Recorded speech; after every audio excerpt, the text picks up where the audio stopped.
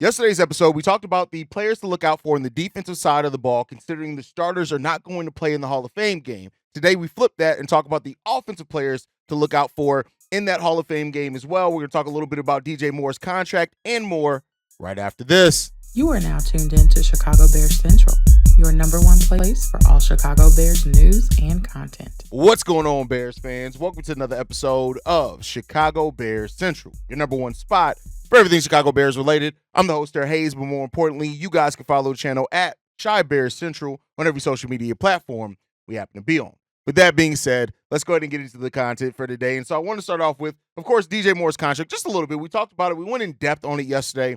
You get the deal, 4 years, $110 million, a little bit over $82 million guaranteed. But this is once again that Ryan Poles sending a message that this is a team that's trying to compete.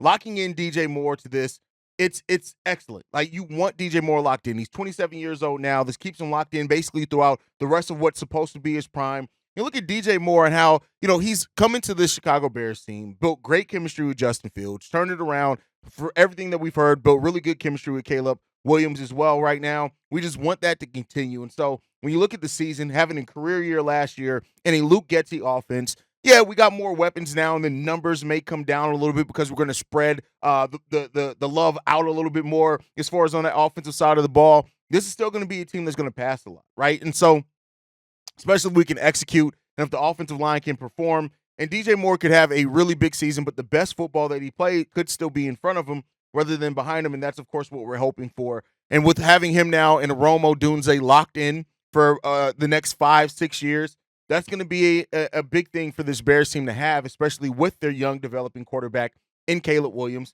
and that's what you love to see. At the end of the day, at the end of the day, Ryan Poles just continues to revamp and overhaul this team. And when you look at how he's signed now DJ Moore to a big-time contract extension. We got Montez Sweat, who we locked into a big contract extension. The work that Ryan Poles has done here has been great. Now, the work is not done yet, right? And while the Bears are a team that I've noted and said that they're moving from rebuilding to being a team that's still building but trying to contend, you want to keep players around like DJ Moore. You still got work left to do in seeing exactly what this offensive line is going to be. And I think much like we've done evaluation in other places, one of the biggest places that we're going to do evaluation this upcoming year is to see exactly what we have in that offensive line, who steps up in that offensive line, right? They're coming up against hopefully top 10 or top 5 defense in the league every night, every day in practice. So while we've heard some things that, of course, have been a little concerning about the offensive line, we still got, some promise here. Darnell Wright, still extremely promising. We got to see what the future holds for, of course, Tevin Jenkins in the long term, but we got Kieran Amagaje building up. Nate Davis, who Matt Eberflus said is the starting right guard when he's healthy. And so, eliminating that. We, of course, get the center play up to competency, which is something that's big here.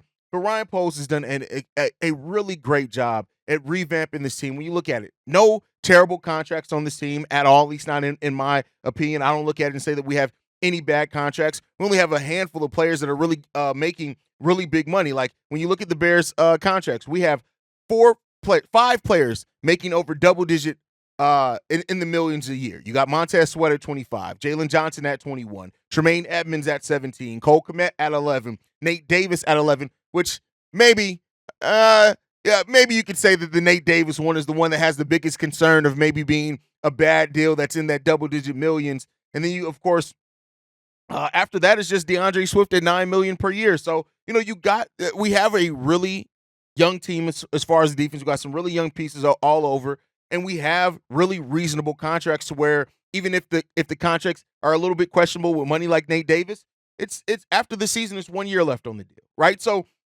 Ryan Poles has done a really, really good job revamping this roster. When you look at where the roster was, where he came in to where it is now, he's done a lot of work and in overhauling that and also clearing a lot of the dead cap, clearing some of the bad contracts out, and where like some of the doubt around Ryan Poles, especially after how the Roquan Smith thing went, right? After how that went in the Robert Quinn thing and how those moves went, Bears fans were questioning, like, okay, Poles, what is it going to take to get paid by you if these guys didn't get paid? And, in that case, like, it is what it is. Roquan's gone on and be really fucking good, right? Where he is with the Baltimore Ravens. But overall, even coming out of that, like, the trade for Chase Claypool, right? Those type of moves were questionable for Ryan Poles. He's now turned that around and getting Montez Sweat, locking in DJ Moore, right? Drafting Rome Odunze, Caleb Williams, getting Kieran Amagaje, Austin Booker, Torrey Taylor, right? But bringing in guys as well like DeAndre Swift, Kevin Byard, who's going to be a really good acquisition for us, I believe, as well. Jared Everett, right? So he's done some really, really good moves, and he's really kind of helped quiet some of those questions about how he was going to run this team. And I talked about that in yesterday's live stream. There was an initial question on will Poles pay anybody who was under Ryan Pace, Ryan Pace brought in. He's done that now with Jalen Johnson and Cole Kmet, giving them contract extensions that was well worth it.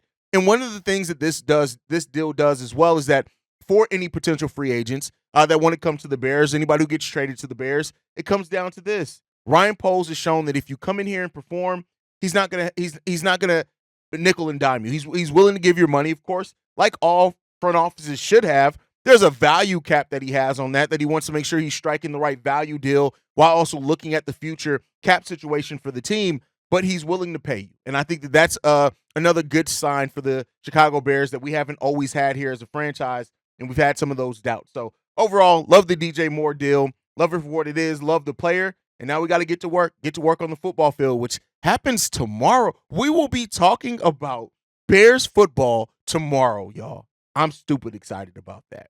Now, with that said, a lot of the conversation still has been around what will the Chicago Bears do as far as an edge? Will they go out there and get a veteran edge? Well, according to Albert Breer, which, of course, take everything from any insider with a grain of salt because it's not like they know exactly what's going on, but he did mention the fact that Judon will be available. Matthew Judon will be available via trade from what he's hearing, and that the Bears do have a shot at acquiring Matthew Judon in a trade. Now, you got to ask yourself, is it worth that what the Bears would have to give up? According to Albert Breer in this conversation, that given the contract, his injury concerns, things like this, that the Patriots are hoping for at most a 5th-round pick for Matthew Judon, who turns 32 next month. When you look at the projection of Judon, yes, he had a really bad he only played 4 games last season, but when you look at that, he played 4 games and still had 4 sacks in those 4 games. You look at the last 2 years prior to that, he played all 17 games in both 2021 and 2022. He had 12.5 and 15.5 sacks in those seasons, respectively.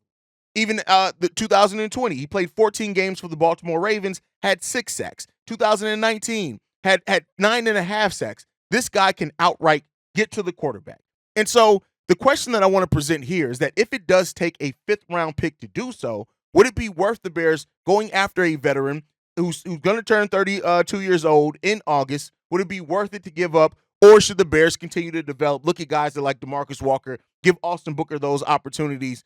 Would you trade for a guy like Matthew Judon, or maybe just bring back Yannick Ngakoue where you're not giving up any trade assets and you're still getting somebody who, over the course of his career, has definitely gotten to the quarterback a lot. Didn't have a great season for the Bears last year, but you're hoping that with the pressure of Montez Sweat, the growth of Javon Dexter, that it can help those things as well. And Judon is a player that I talked about earlier in the offseason as a potential when it was reported that he could end up being moved by the Patriots. The thing that alarms me is that at his age of 32 years old, the fact that he is coming off one season of having a big-time injury is that reportedly he's looking to get between $13 and $15 million on the free agent market, in a contract extension talk. And that's where it gets to some problems with.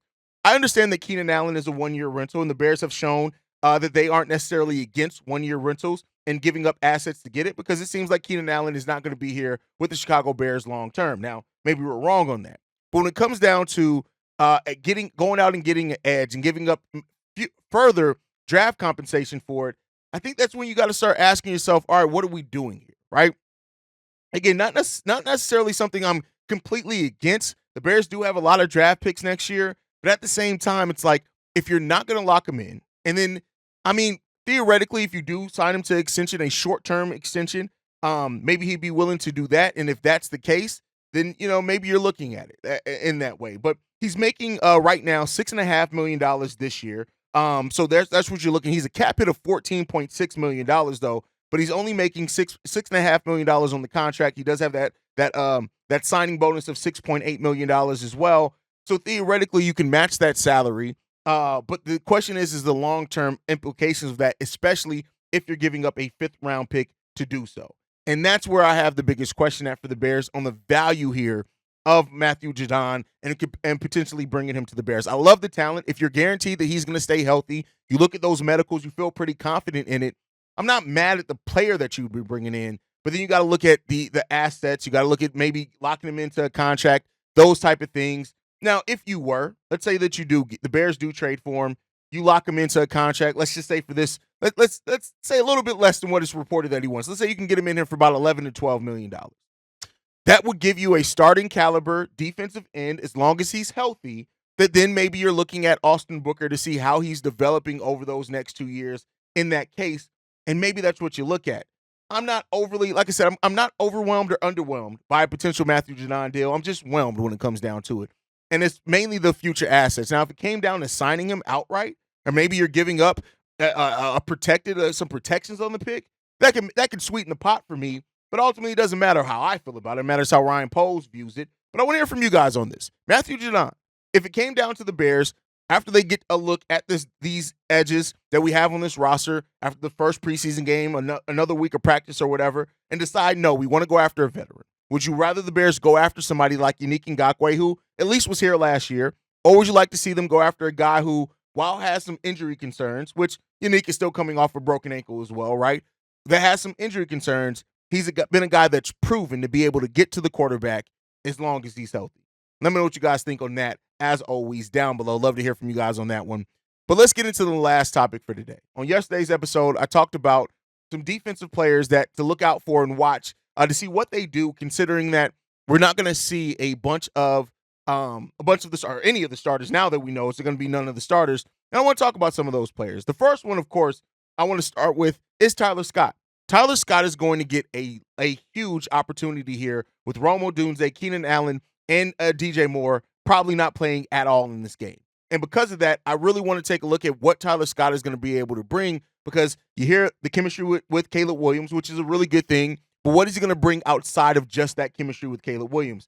He's been one of the surprise names to hear in training camp. And not because I didn't know that Tyler Scott wasn't talented, right? We knew that last year when we heard some things from him as well. But, Tyler Scott is coming into a situation where I've said it multiple times, and I'll say it every time I talk about Tyler Scott. He's not going to get a whole lot of opportunities in the regular season. That's not the same in preseason. He can actually get maybe the most targets in preseason from any wide receiver because we know that the starters aren't going to play a lot of snaps in preseason games. So that gives you an opportunity to see what he looks like in the system, how he's adapting and running routes, but also how does he look outside of just that chemistry with Caleb Williams? Because what you hope is that Caleb Williams is going to eventually be such a good quarterback, he can build chemistry with just about anyone. So to see how he looks without Tyler Scott there is something that I think is going to be a big thing, especially looking at not going to have the pressures from those tight ends either out there. So we'll see what happens. I like Tyler Scott. I like his skill set. I like what we've heard about him so far in training camp, but I do think he's one that you definitely want to take a look at to see what he's going to bring here. And much like to pair with that is going to be the guy throwing to him, Tyson Bent.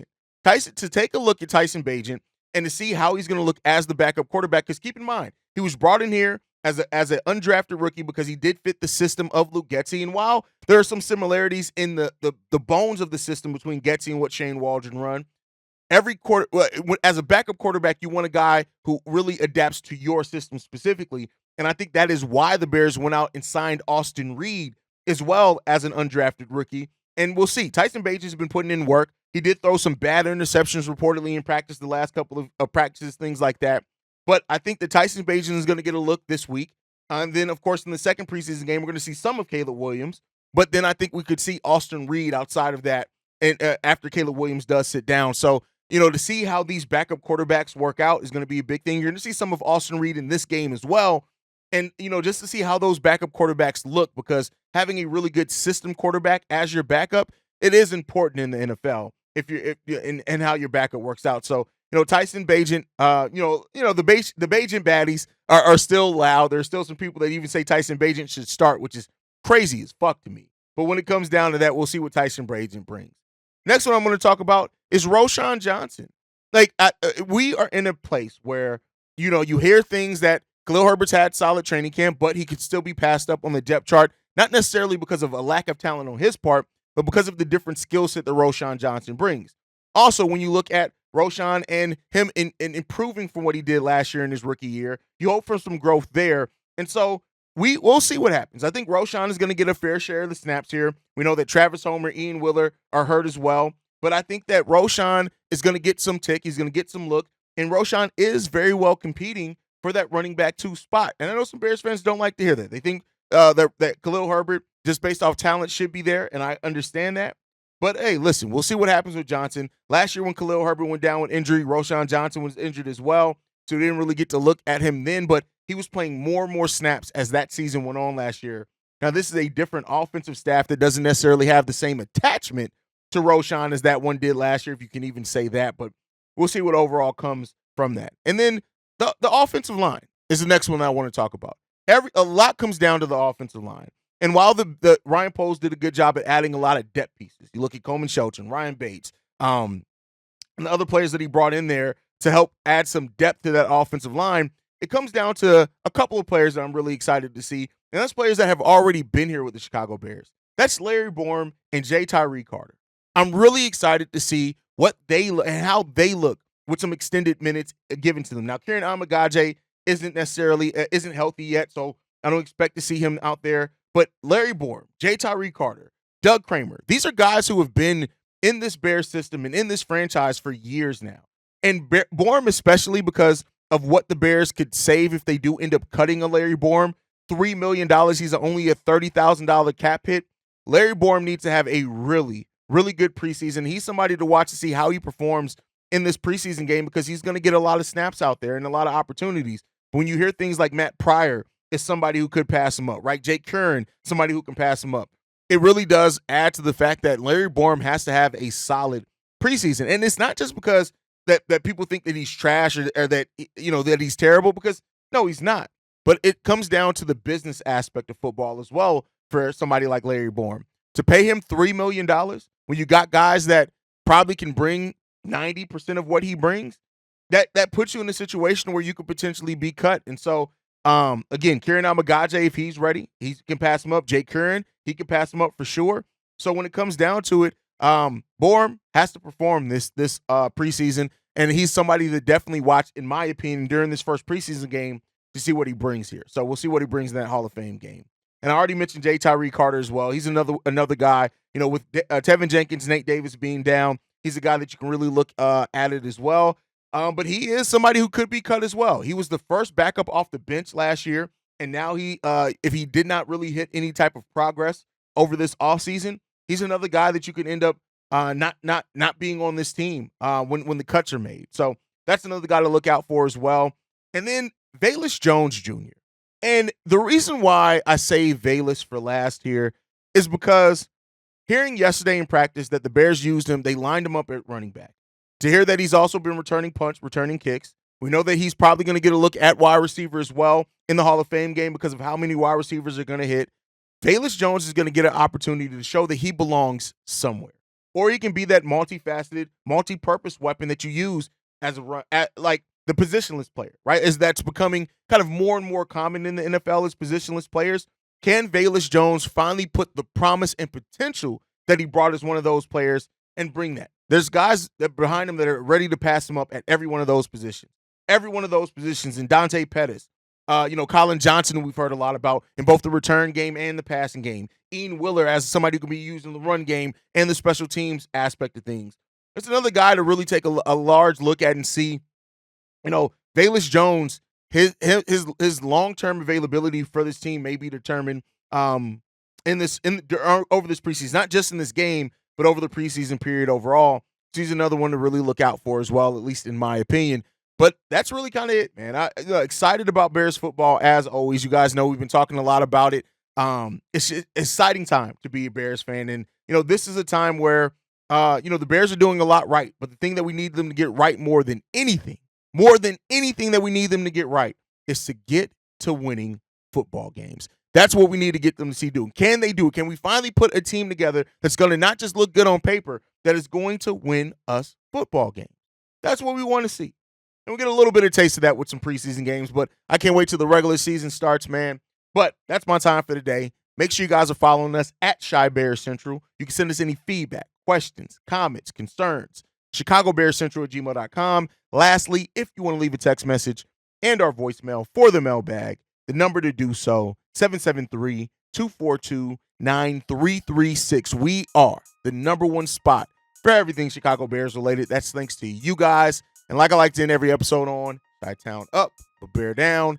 Love you guys. Peace, y'all. This has been a presentation of the Break Media.